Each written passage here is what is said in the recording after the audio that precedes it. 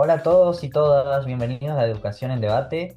Hoy vamos a recorrer algunos de los momentos más importantes de la política educativa argentina para entender cómo se fue construyendo todo este sistema educativo, qué actores intervienen y qué tensiones siguen marcando la escuela de hoy. Estoy acá con Roger y Marcos. ¿Cómo andan, chicos? Hola, ¿cómo andan? Hola chicos, ¿cómo andan? Yo muy bien. Bueno, con ganas de charlar de estos temas, porque como dice Paulo Freire, toda práctica educativa tiene una dimensión política y siempre hay decisiones detrás. Sí, bueno, esas decisiones que menciona Roche no son solo técnicas, ¿no? Son sociales, son culturales, son políticas. Por eso nosotros como grupo elegimos tres hitos, ¿sí? Históricos en los que vamos a debatir y también vamos a pensar la educación de hoy, ¿sí? Y también la educación que vamos a tener en el futuro. Así mismo, chicos, bueno, en este primer bloque donde vamos a hablar sobre la ley de 1420 y de 1884, donde también estableció la educación común gratuita, laica y obligatoria para todos los niños entre 6 y 14 años, donde también se hablaba y era clave que en un país lleno de migrantes, porque también se buscaba integrar y formar ciudadanos. Sí, muy buena introducción, Roger. Yo tengo una pregunta para ustedes, para empezar el debate. ¿Por qué creen que el Estado quiso que la educación fuera obligatoria en ese momento de la nación? Bueno, arranco yo a contestar tu pregunta para mí, porque en ese momento era una herramienta de inclusión, pero también asimismo de control. Había que alfabetizar a la gente que venía de afuera, a los inmigrantes, a los hijos de obreros, sí, pero también había que unificar valores de identidad nacional, que venían españoles de otros continentes y había que inculcarle esta cultura argentina. Bueno, yo también abro otra pregunta importante donde, bueno, ¿las escuelas es solo un lugar para aprender contenidos o también para transmitir valores? Bueno, yo pienso que las dos, mencionando algunos autores como Vini y Oxy, la ley 1420 fue inclusión, pero también fue disciplinamiento al mismo tiempo. Y creo que ahí aparece lo que es el Estado docente. Claro, eso mismo, yo lo veo así, el estado docente es ese estado que no solo financia, no solo se encarga de lo monetario, sino que forma a los ciudadanos. Tiene que tener esa obligación y todavía hoy seguimos discutiendo qué significa esto, qué le corresponde al Estado, qué no le corresponde. Bien, ahora vamos a otro bloque, al bloque número 2, que es la ley Laínez, ¿sí? De 1905. Bueno, en ese año aparece esta ley que bueno, permitió que el Estado Nacional creara escuelas primarias, ¿sí? En provincias donde no estaban estos recursos, no había muchos recursos y fue una forma de expandir rápidamente la escolarización a estas provincias. Claro, yo le tiro esta pregunta para arrancar. ¿Qué ventajas y desventajas puede tener el Estado Nacional en crear esas escuelas en esas provincias en esos momentos?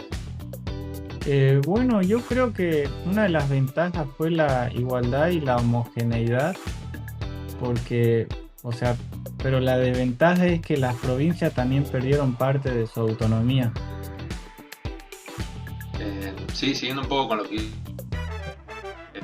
comparte eso, también quería preguntarles, ¿ustedes creen que hoy todavía existe una especie de tensión entre la nación y provincias por lo que veníamos hablando, por temas educativos? Sí, empalmando con lo que venimos hablando, totalmente hay un ida y vuelta constante qué funciones cumple el Estado, quién financia, quién decide qué contenido se deben dar, quién define esto es prioridad uno, esto es la segunda prioridad, quién todavía se sigue preguntando esas cosas.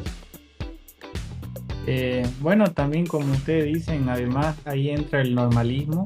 Bueno, también las escuelas normales no formaban solo docentes, también formaban agentes del Estado, como señalaba Rodríguez, que fue un proyecto pedagógico y político. Sí, y esto también abrió eh, las puertas al trabajo femenino, ¿no? Muchas mujeres ingresaron al ministerio gracias al normalismo y bueno, eso fue desde mi punto de vista un cambio social enorme, muy grande. Eh, bueno, chicos, ya que entramos al tercer bloque, donde vamos a hablar sobre la reforma constitucional de 1994. eh, bueno, se incorporó tratados internacionales de derechos humanos como la jerarquía constitucional y eso consolidó la educación como derecho humano y fundamental. Sí, yo les quería preguntar si para ustedes la educación es un derecho humano, ¿qué significa que el Estado debe garantizar no solamente el acceso a ella, sino también una permanencia y un egreso de la misma?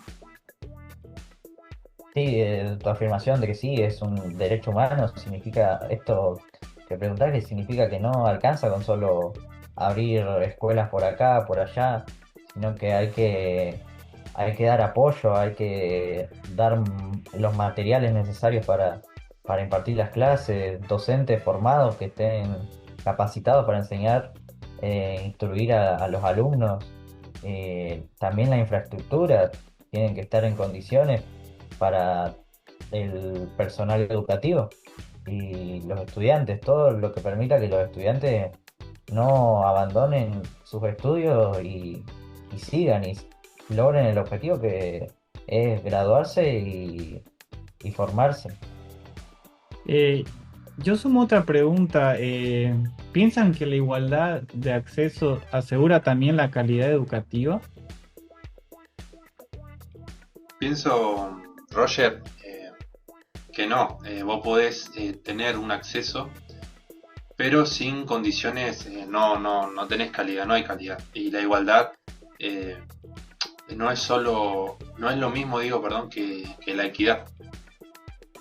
Exactamente, coincido con Marcos que, como dice Delors, la educación es un tesoro, pero ese tesoro requiere que tengamos políticas sostenidas y consensos que vayan más allá de un gobierno de turno, sino que trascienda esos gobiernos y siga a largo plazo.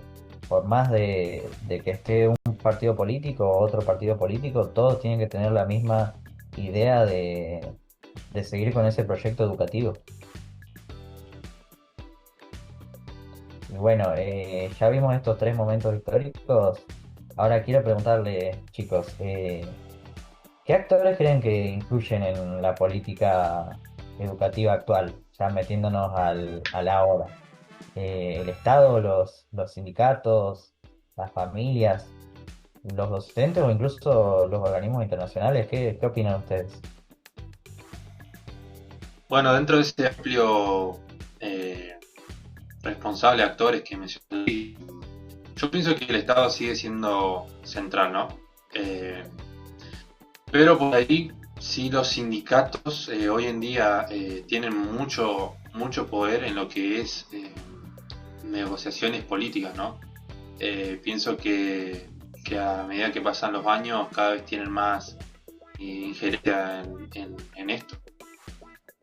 Eh, yo también, bueno, como dice Marco, también creo que igual los organismos internacionales también marcan una agenda porque muchas veces también financian programas educativos. Claro, como estuvimos viendo, sí, cada gobierno lastimosamente cambia totalmente las políticas educativas cada que asume, así que, ¿qué pasa ahí?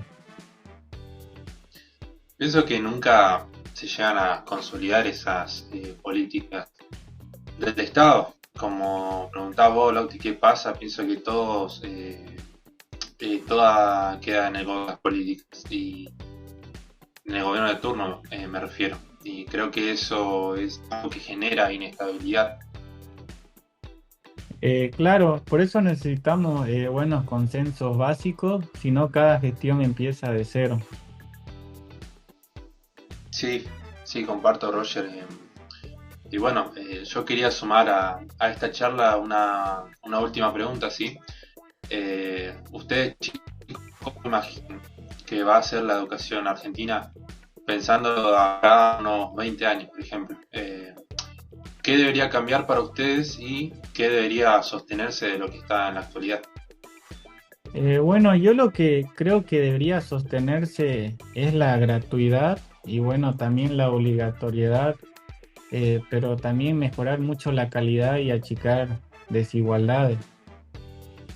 Coincido, para mí dentro de 20 años la educación debería ser incluso más inclusiva de lo que es actualmente.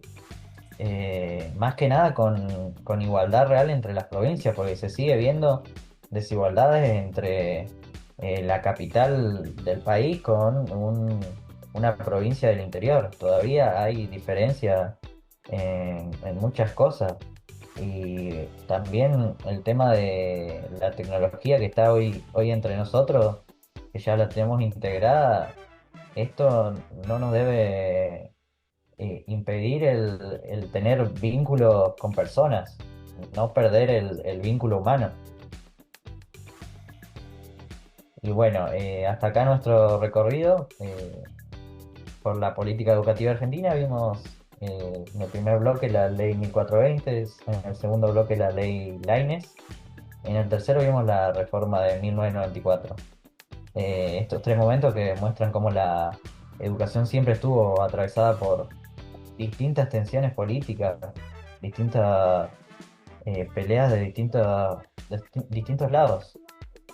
Sí, ¿Qué tienen sí, para me deja aportar? Uy, perdón, Marcos. Sí, no, sí, sí, me deja sumar algo, Lauti, como para dar un cierre de mi parte.